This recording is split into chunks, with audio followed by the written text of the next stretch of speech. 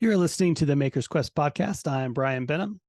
And I am Greg Porter. And today we are talking about whether or not social media is still a valid venue to advertise for your business. A lot of the people out there listening to this podcast are probably listening because they have some type of business where they manufacture a product, and they're probably a little bit involved in social media as well. I know both Brian and I are in that category. But we're going to start off talking a little bit about Brian. Can you tell us about, we know you from Brian Benham Design on YouTube, or at least that's how I know you. A lot of people know you from your Instagram feed, but you have a business where you manufacture furniture. Can you tell us a little bit about what that business is, the type of stuff that you make and what goes out the door? And then I'll follow up with some questions about how you market that business. Okay. Yeah. So my main core of my business is making custom furniture that kind of looks like art. So it's not just your typical furniture. Custom furniture, it looks like art. So that is the focus of what I try to put out in the world to attract that type of client. And that's what I usually use my social media outlets for, is to try to put out art. This is what I build. Hope people like it and hope that they will in turn come back to me to purchase something along those lines.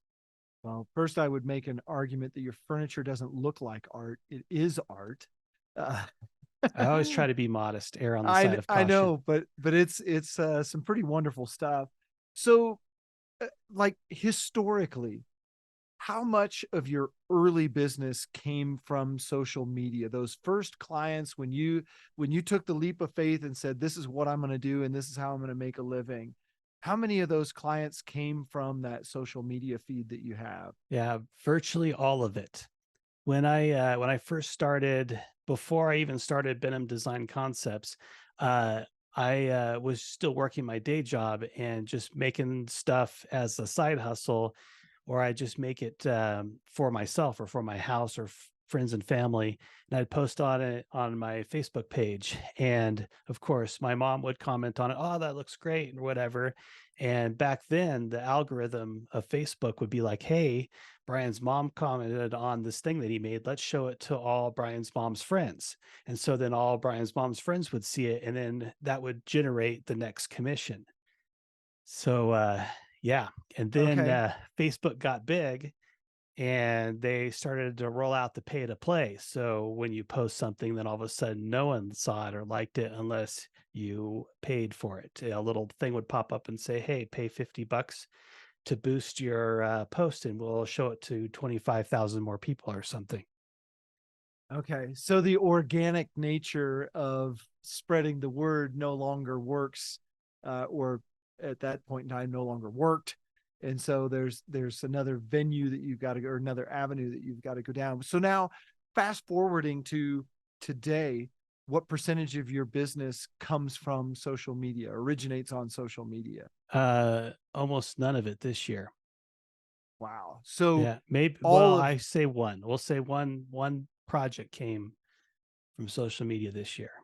Interesting. So all of your work then is coming from repeat clients, and I know you answered an RFP as well, right? Yeah, the RFP was for the Red Rocks Visitor Center, for the Amphitheaters Visitor Center restaurant, to build a bunch of tables for them. And I was awarded that project, and that was a 3 month build. So that took up 3 months of my, that took up basically February, March, and April of this year. Because it was such a big project for just a one man shop. So I wasn't really seeking new clients after that. Then the second client came from social media, but was only because another social media person didn't want to do the work, because that Oh, client didn't want it shared publicly because he wanted it a private thing. And so he referred him to me, and so I took it on.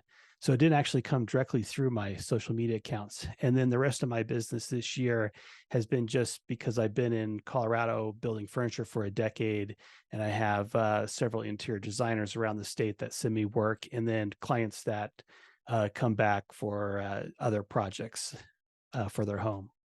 so call that old school social media, word of Word mouth, of like mouth, yeah. real word of mouth. for not sure. just, hey, look at this guy's Instagram feed. Yeah. So mentioning Instagram, after Facebook kind of fell apart for a marketing thing, by this time when Instagram started to become a big thing, I was doing my business as my full-time job, but I still had all these woodworkers that followed me on Instagram that just kind of came along from Facebook.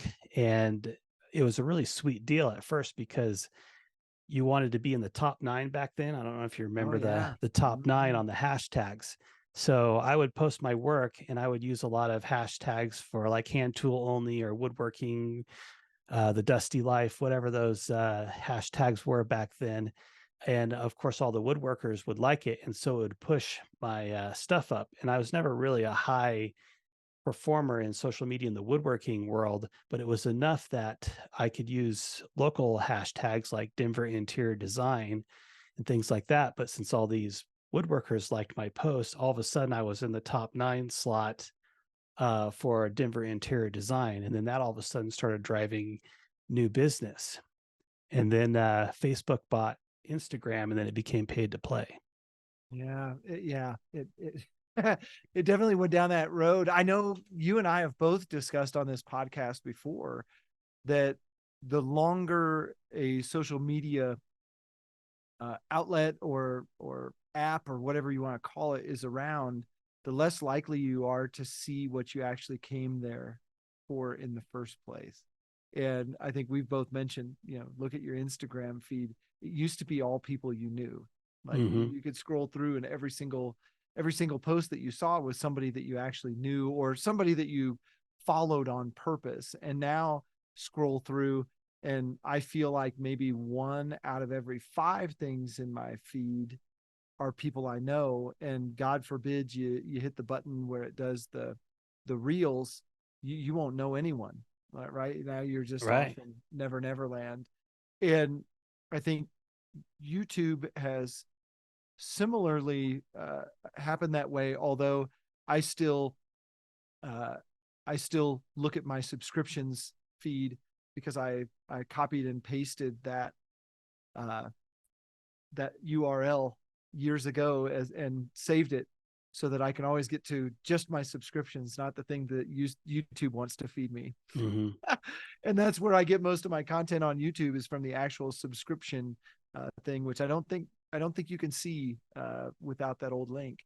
Um, I could be wrong there Well, because it's different. It is, you can still get there, but it's different than what yeah. it was old school on the, at least on your phone app. I don't know about on desktop, but on your phone app, there's a subscription feed, but it's not the same as it was because now they still inject Yeah, things it's from other people. It's not a clean feed like it was. yeah. I when I watch YouTube videos, generally I'm watching from that clean section. It's all the people that I want to follow and see what they're doing because I find them interesting. Uh, that's where I watch 99% of the stuff that I watch on YouTube. Every once in a while, I click the YouTube icon and see what they want to feed me. It's usually pizza reviews or something silly like that, which is fine. Sometimes it's a good mental break, get away from making stuff and seeing cool projects. But so that's interesting that over time it's gone from the main feed for your business to almost non-existent. And so I guess my question for you, and this is probably slightly off of our topic, then why do you continue to post on social media? Um, well, I've greatly slowed down. I don't post hardly anything. I think this year I've only posted maybe 3 or 4 videos to my YouTube channel, maybe one um, post to Instagram. I did at the beginning of the year try some real or not real shorts on Yeah. YouTube just because I didn't have content. And I went over to Fiverr and there's a guy on Fiverr that says, "Hey, I'll make 60 videos for $60, 60 shorts for $60." And I says, "Here's my link to my video, to my YouTube catalog. Here's $60, go." And so I posted those out every couple of days and they were terrible edits. I mean, what do you expect for $1? But it fed the algorithm. And so the algorithm kept growing my channel, even though I wasn't doing any new content or new work just from that shorts feed, because if you bow down to the algorithm, then you get rewarded. If you don't bow down to the algorithm, you don't get rewarded. Just like recently, YouTube rolled out a new linking feature. So in your shorts, when you post a short, you can link it back to the original video or link it to the next short. And so since that's a new feature, I posted 3 or 4 new shorts just to test it out. And those videos that I used the link in did way better than any of my other videos, or did way better. Those shorts did way better than any of my other shorts. So it just Interesting. goes to show that playing the algorithm will help you if you have time to do it. Yeah. Well, there's always a catch, right? There's a reason that YouTube and Instagram and Facebook want you to do things in a certain fashion. And it's because it increases their advertising dollar, is generally what it does for them. And so they're going to force your hand because they want everybody to follow the rules so that they make more money. They've got a board of directors and shareholders and everybody else that they have to make happy, and they make them happy by putting more money in their pockets. And so we get to play their game because we're on their platform, which is interesting in and of itself, I suppose. Yeah. There is no true internet town hall. Like, that doesn't exist. um Right. so There's a private company, or they are a private company. And so they will do what they want. And that's one of the scary things that I look at some of my friends that are solely content creators. They make all of their money by doing content, and they are just one algorithm change away from having their income wiped away. yeah, I mean, shoot, we've seen several rounds of the algorithm panic where some of the big players on YouTube have, just lost revenue hand over fist. And, the panic sets in. What do I need to do to change this? And it's like, welcome to our world, right? Right. Yeah. It's going to be fun to see you fail and get 200 views on your next video. Yeah, When you, that's what it's millions. like for us. So Skyscraper Garage and Greg's Garage, you have 2 businesses that are linked to Yeah. social media outlets. Have you had any success selling on those? And has that success dwindled as well?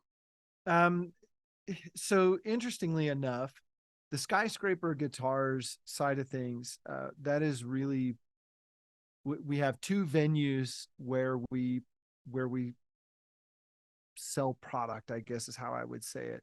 One of them is I have a bunch of how-to videos on how to repair your guitar, how to build a guitar, how to do different things with guitars, whatever that is. There's a million different things you can do to guitars.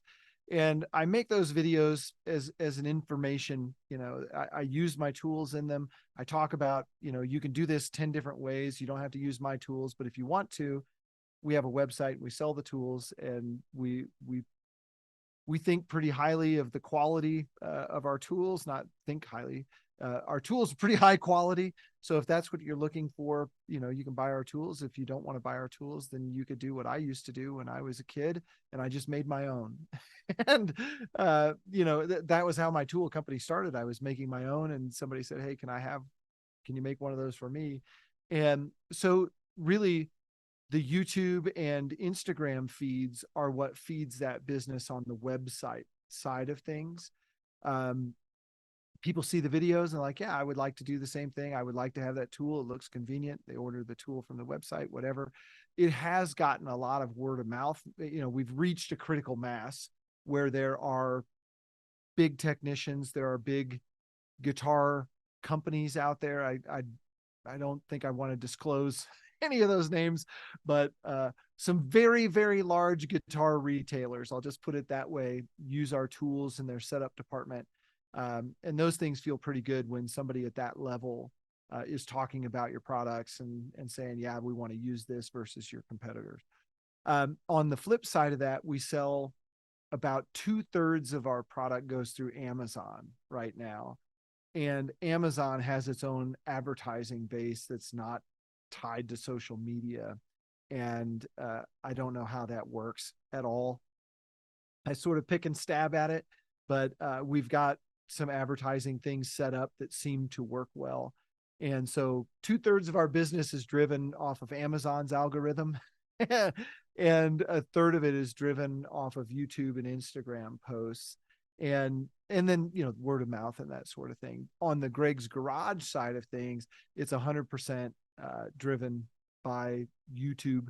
Really, I post a few things on Instagram here and there, but it's really off of YouTube, and it's some small. The Greg's Garage product lineup is pretty small. It's twisted Sharpies, and it's why can't I remember the name of my own Seems tool? impossible. The Seems Impossible tool, twisted Sharpies, and then we sell some really small. Of course, I don't have one in arm's reach, but some 2-inch and 6-inch squares that we sell. And I've actually got a throat plate prototype for the old Delta unisaws that I was going to sell, and I never felt terribly comfortable with it. Number one, table saws being a dangerous tool. You don't want to do something that's going to cause somebody an injury because of some negligent thing that you didn't see as a product developer. But number two, it's for the old Delta unisaws that not very many people use anymore. Yeah, So you and I might be the only two left in the world that have those. yeah. And then They're been they replaced by made saw right tilts stops. and left tilts, right? Yeah. And these are for a specific tilt, which is the old version. I can't remember. It tilts right, I think, is the way it goes on the old version. So yeah, so it's such a limited market, but then it's such a dangerous thing. And when I started looking at insurance and all those things, it was a no-go. But so yeah, Greg's Garage, very small product offering, but yes, it is completely social media driven. And you can see it in our sales. It's hot spots and cold spots. All of a sudden the algorithm will decide to share my Seems Impossible videos with the world, and we'll get 50 orders in 2 weeks, and then it'll cool off and we will see maybe an order a week. It is so hot and cold. But all of that said, it's been very organic through the social media side of things, in that there have been other people on YouTube that have used the tool, and you can tell when they put their videos out, we'll see a spike in sales and that sort of thing. So would I say, does it still work? Does it not work? Social media still works. Getting traction is much, much more difficult than it used to be. And I think, Brian, the difference between our two companies is I make widgets, right? I make things by the hundreds or by the thousands, and it's the same thing over and over. You make unique things. And so, one person looking at a video for Seems Impossible might talk to 5 friends, and they can just order them and buy them. When you're making custom furniture that's always a one-off, that's a completely different situation. Somebody can't sit on their computer at 11:30 on a Friday night and order a table or a chair or a desk or a vanity, or fill in the blank from Brian. They have to talk to you. So Yeah. it's a little bit different model. Yeah. So along those lines, after Instagram got ruined by Facebook, I was like, all right, well, I'm gonna give this TikTok thing a try, right? So I created a TikTok account, and I went from 0 followers to 650, almost 700 followers in a very short period of time when I first joined it. And I thought, this is great. I'm growing faster than any other platform right now on just TikTok. And then TikTok wanted to be like Etsy all of a sudden. And so they rolled out the TikTok shop thing, and they started really pushing that and promoting that and getting people to sell their products on TikTok shop. And all the products on TikTok shop are just garbage. It's like people making stupid hats. Like, I don't know how many hats you need in your life, but there's like 50 different vendors that are selling these TikTok hats. And like, most of it's just copycat garbage, but they're promoting it and pushing it like crazy. Like every other post is someone's TikTok shop thing. And I was like, well, there goes my growth. It completely stopped. Very little growth since they launched that, because I didn't sign up for TikTok shop, because like I have not, my product isn't a thing that you can sell like that. It's not something you, like you said, scrolling through TikTok at 2 o'clock in the morning and be like, hey, that's a cool hat or a cool t-shirt, I'm going to buy that. Not impulse driven. Yeah. And that's, I don't know. I think, as as people in the maker world, again, there is a commodity side of making things, but then there's also the art side of making things. And I've always thought, the art side is definitely the most difficult side. There's no doubt about it. And I see some people balance the two, which is always very interesting. So I have this thing that I do on the production side of things. I make 100 of these things a month, and then I sell them, this way. But then I also do these one off, and it's sort of I always go back to the Ferrari model, right? They started selling cars to fund their racing habit. And I always think of business in that way. Like, what are you going to sell to fund your habit of what it is you really want to do? And I think a lot of makers fall into that category where, and again, I'm not picking on cutting boards, but it's the easy one because it's top of mind. There are a lot of really talented woodworkers who make cutting boards, and that's the basis, that's the foundation of their business. Is they're able to, they know that they can pump a dozen of those out the door every month, and people will buy them because of the rarity, the cool design, the whatever. They can own that market because their skills are at a level where they're putting out a product that everybody wants. But it allows them, number one, to fund all the tools they need. Number two, they're making the cutting boards out of the scraps of the stuff that they want for their bigger projects. And then they're able to concentrate on those bigger projects. And then they don't have to worry about selling 10 big projects a month or 5 big projects a month. They can sell one a month or one every other month and still have that basis. But it's kind of interesting how some of that dovetails in from a business plan perspective. Yeah, I'm no different. I have cutting board line as well, and I will say that the market has reached saturation, and those sales have also dropped off. And Yeah. that might also be because of the TikTok shop thing, because all those woodworkers are selling their cutting boards on TikTok, and so it's just oversaturating. It's a fast, easy thing to make. Even the cool ones don't take a lot of time once you get your production down. And then woodworking plans are another big one. Um, that one has ups and downs every month, but I still pretty solidly sell quite a few plans every month. The latest thing that has really moved the needle for me, that has allowed me to pursue projects the passion projects that I've wanted, was my relationship with the Wood Whisperer, being a guild instructor. Because people want the course. It's great to have the plans, but to see how someone actually does it, that may have more experience, that I think is a selling factor for a lot of people. Well, and I think, one of the valuable assets that we acquire as people who make things is the skill and the knowledge and that wisdom that you can only build, that 10,000 hours in the shop, however you want to say it. Mm-hmm. And when you look at, like you mentioned, the plans to build something, okay, that's one thing.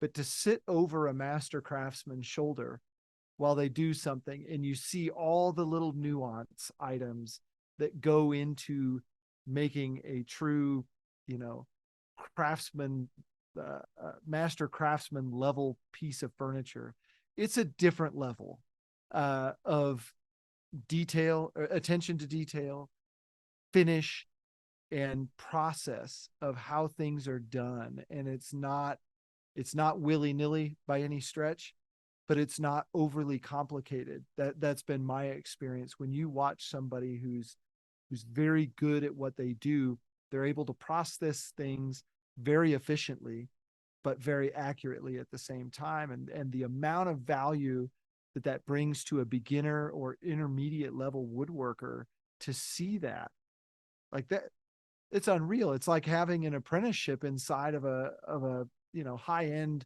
shop. And the cost of some of those programs that you do is worth every penny. just Thanks. just being able to see how it is you do what you do, because there's an insane, people pay a lot of money to go and get an education, and they don't get half of that. because the instructor doesn't just sit there from soup to nuts and build something, right? The instructor tells you, well, here, do step one, and I'll watch you do it and tell you what you're doing wrong, versus I'm going to build it. You just sit there and watch the entire time. That doesn't Yeah. happen in the real world. Well, it does to a certain extent, because that's how I learned. But I have a little bit different story than most people. My dad managed or helped manage. He was one of the project managers for a bridge construction company, and he was like, once I was old enough to work, and in the state of Oregon where I grew up, once you turn 13, if your parent signed off on a miner's work permit, you could work 40 hours a week doing whatever. Or well, not whatever, but like Yeah. a lot of, you could do a lot of stuff with your work permit. And so he set me up with being the shop helper in the fabrication shop. And I was able to work alongside guys that had years and decades of experience, and not just in the shop, but then on the weekends, they would say, hey, you want to go help me frame a house or build a deck or whatever side project they had going on for either themselves or for their side hustle clients. They would bring me along with them to work. And so I had exposure from all kinds of things, from welding to framing to finished carpentry to electrical, sort of plumbing. Plumbing is my nemesis. Same. That's the one area that if it's not a simple sink faucet change out, I'm calling a plumber. There's no way I'm crawling under the house to cut a sewer line or. Yeah. But yeah. So, anyways, but yeah, so I just was able to amass this huge amount of knowledge, and especially being a kid and not having any rent during that time. And then even when I did move out of my parents' house, I didn't have any responsibilities or bills. The only bill I had was my rent, really. Right. Um, so I could work really cheap. I could work every apprentice job there was, that even though it paid shit. So I was able to amass a huge amount of knowledge just in a short time. And yeah, that if you're a kid now and you want to be in the trades, don't get a summer job at McDonald's. Go find a summer job sweeping the floor in the shop, and just do whatever's asked of you, even if it's sweeping the floor is boring, because if you work hard, the old dude in the shop is going to appreciate that, and he's going to say, hey, let me show you how to do this. Yeah. Gosh, I look back, I know this is slightly off topic, Brian, but I look back at my childhood, and much like you, I started wiring. My dad's an electrician, a journeyman electrician, wired in the Union and was in the Air Force, civil engineering side of the Air Force, and did electrical work in the Air Force. And I was lucky enough, he had total side hustle when I was a kid. And so I would go out with him on weekends and do electrical work and in commercial buildings. And I was doing electrical work in commercial buildings at age 12 and working alongside my dad, who's, master electrician, and seeing not just how to connect one wire to another, but how to do it in a fashion that is, the top of the line guys. This is how they approach their work. This is how you hang conduit and you make it look pretty. It doesn't, nothing we ever did look like a mess. It always looked like it had always been there and it was intended to be there. And, from bending pipe to hanging it and just all the things. But then good gravy. I worked as a carpenter framing houses and got to work alongside, again, guys that have been doing it for 20 years or something like that, and were just phenomenal. And I worked in some of those jobs. I worked as a laborer, so I wasn't really touching the tools that much. I was just bringing everybody what they needed, but it allowed you to sit and absorb that. So back to kind of the topic is looking at some of those plans and some of those, I can't remember what you called it, but build series, or I'm sorry, what are those called? Courses, Courses. online Yeah, there you go. courses. Yeah. Yeah, online courses. Those are, from a social media standpoint, if you're looking at, from a business perspective, looking at those types of things, those are great revenue generators because your skill is valuable for other people to see. And the narration and the detail that those video sets go into is just pretty incredible. Yeah. So, kind of back to our social media thing. When I am scrolling on Instagram and things, there are a lot of people that are starting to do courses. So now in my mind, I'm like, okay, well, this revenue stream is going to start to slowly come to an end as the market saturates, or maybe not come to an end, but it's going to dip down. And then hopefully the cream will rise to the top and I'll be able to come back up. And hopefully I'm part of the cream. Yeah. Um, but so now I'm looking at other things. So like SEO just for my website. Now it seems like no matter what kind of marketing I pursue in today's day and age, there's an algorithm involved. Oh Like yes. SEO is totally algorithmic driven. Do you for like skyscraper garage or not? Why do I keep saying skyscraper garage? Skyscraper guitar. For skyscraper guitar, do you get into the SEO much on your website? No, and I'll tell you, I say this all the time. I'm an architect first and foremost, and then I'm a tool builder, guitar guy. I am not a web guru. I suck at website. Whatever that is, I know enough to get it going. I know enough people to keep it going. But when it comes to the analytics of actual web traffic, I have no clue what's going on. I've tried to get into Google Analytics and all the things. I think even my WordPress will do tell you things. And I've got on there and looked before, but I don't know how to push the levers to make it go one way versus another.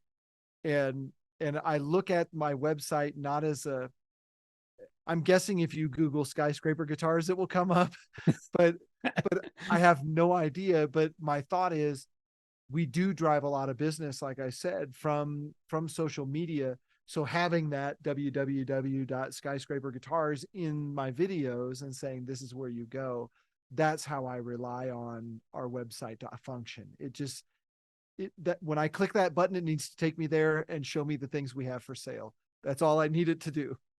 Yeah. So over the years, I have never really dived super deep into SEO, but I've always made some kind of attempt, just try to make sure I'm titling things that people would search for. I put a little thought into it. But as our friend Andy Birkey said, uh, some days you make rent, some days you make art. And right now, I have a project that I'm working on that is just a make a rent project. And whenever I have those make a rent projects, I will do anything I can in my power to procrastinate completing that project. So this last month, instead of making money, I have decided that I need to prepare my business for the inevitable slowdown of the courses and add revenue from YouTube and all that, and make sure that I have a strong SEO. So I've dove deep, like really deep into SEO this last month because it's more interesting than the current project um, by a lot, unfortunately. Yeah. But so and one of the things that they talk about in SEO is links. And so I was like, okay, so I got to get links. How do you get links? And it needs to be quality links. And so I started reaching out to different publications to see if they wanted to do an article about my artwork or whatever. And a very reputable publication, very large publication, said to me like, "Huh, you make cool furniture. I don't really have an article that we're looking for to do right now, but if I might link to your website if you want to if I can quote you about how to clean furniture." And so I was like, right on. Yeah, I can tell you how to maintain furniture and you can link to my website. So I write out this whole thing because, different finishes, you want to treat differently. It's a nuanced thing. Like if you're in your shop and you set some oil, like a machine oil down on your countertop, you're going to notice that oil attracted all the dust into your shop and it gets really gross. So you don't want to use oil on like a polyurethane because polyurethane seals the furniture and doesn't allow the oil to soak in like you would think for a hand rubbed oil. So I wrote this whole thing up about how to clean your furniture, if you have a furniture that's based on hand rubbed oiled furniture, yes, continue with that. But if it's polyurethane, which most modern furnitures are, you don't want to put a oil or any of that pledge wax or any of those products on your furniture because it's just going to attract dust sooner. And so she tells me, yeah, we're not going to use your quote. And I was like, okay, that's fine. And so I read the article, and the article, they quoted someone else, and the quote that they used was something from Wes from I'm gonna fill you full of bullshit.com said that you should take beeswax and coconut oil to mix together and wipe on your furniture to repel dust. Yeah. So like beeswax and coconut oil was the buzzword. And so then I realized like it's not about knowledge to drive the algorithm. It's about buzzwords, Yeah. right? Like marketing has nothing to do with how much you know, how good you are. It's all about buzzwords. So it was really deflating. But back to the SEO thing, trying to build links as I was researching this. Actually, a podcast is a great way to build links. There are a lot of sites that syndicate this podcast that build links to our websites. Interesting. So you're building SEO and didn't even know it. See, that's why I just let the universe take control. Just take the Yeah. wheel, baby. Uh, um, yeah. Well, I've always found it interesting. There's a shelf life to everything that we do, and I don't understand how the powers that be dictate that shelf life. You and I both know if you post something on Instagram or you post something on YouTube, the algorithm will pick and choose it for a while. And I go back to some of the automotive repair videos that I've done over the years, and they'll do really, really well for a span of time, and then they'll all fall off at some point. And the information is no different today than it was 10 years ago. But the computer's like, well, nope, somebody needs something fresh. And this person's playing the game better, even though their content may not be as good or get as much view time or fill in the blank. We're going to push that content because it's more fresh than this old thing. Yeah. And Or more sensationalized. yeah. And it's kind of interesting. I mean, like you go back to the library analogy, essentially YouTube is just a big video library, right? And some of the most popular books in the library are not the ones that were written last week. They're the ones that were written 5 decades ago or 2 centuries ago. People still read the Iliad and the Odyssey from Homer, and those types of books.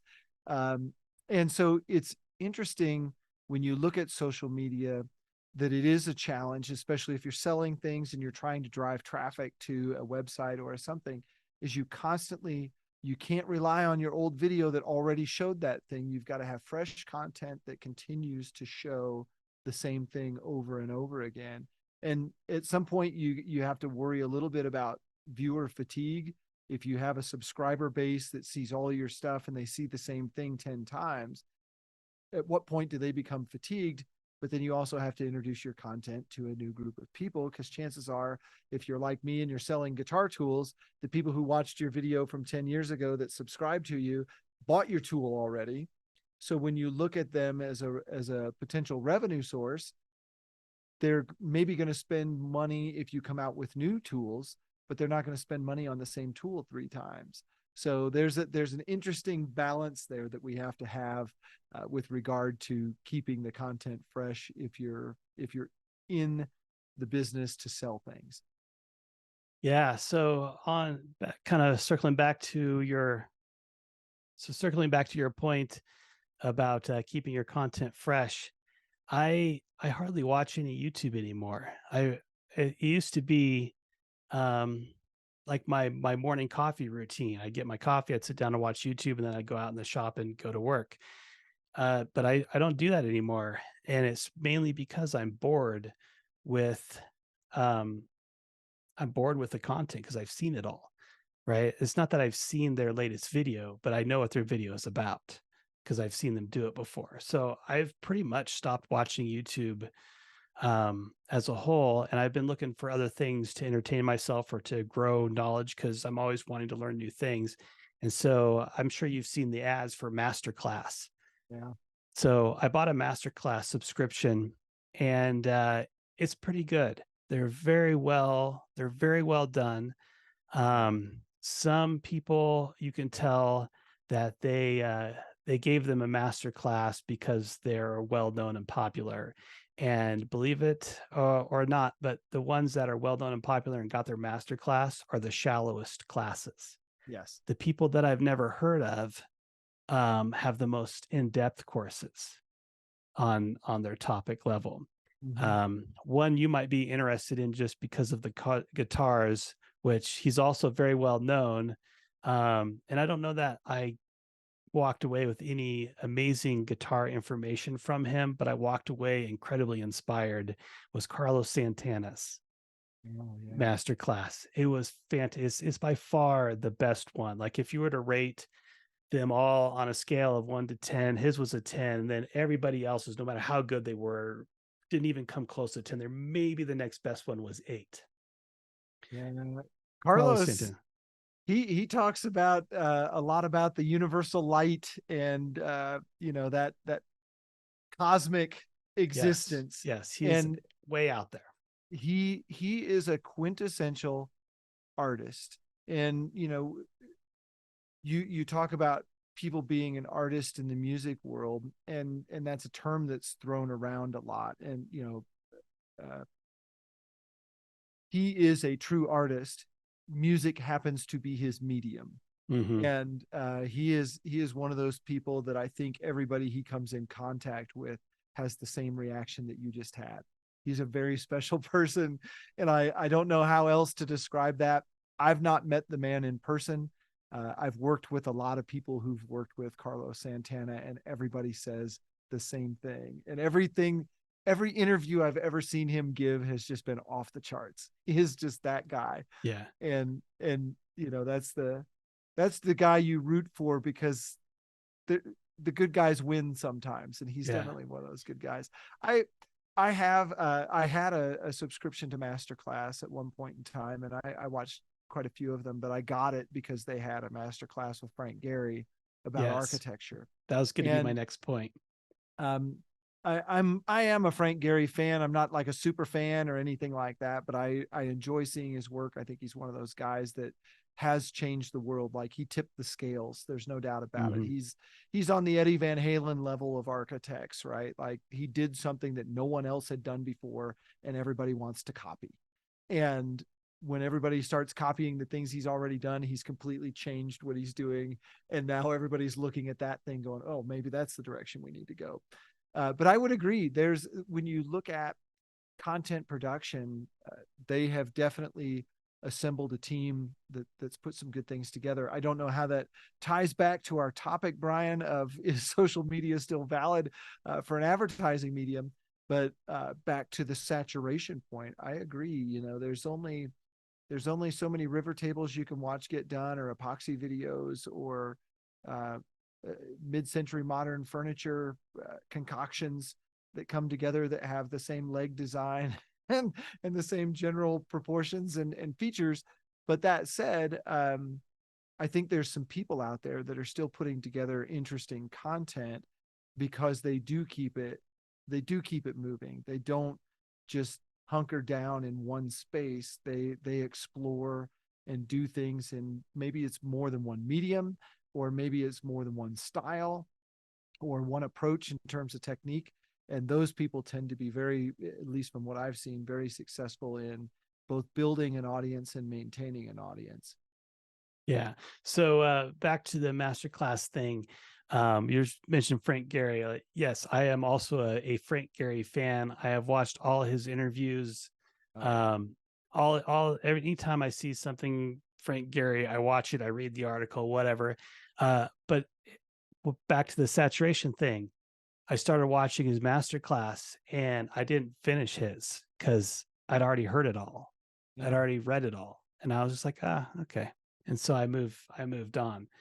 But that's the one unfortunate thing, that we can saturate ourselves, because for him, I'm sure he's still growing as a person and growing as an architect, but it takes so long to build a building that Mm. his change, um, his amount that he's able to change and put out in the world is very long. It's a long arc.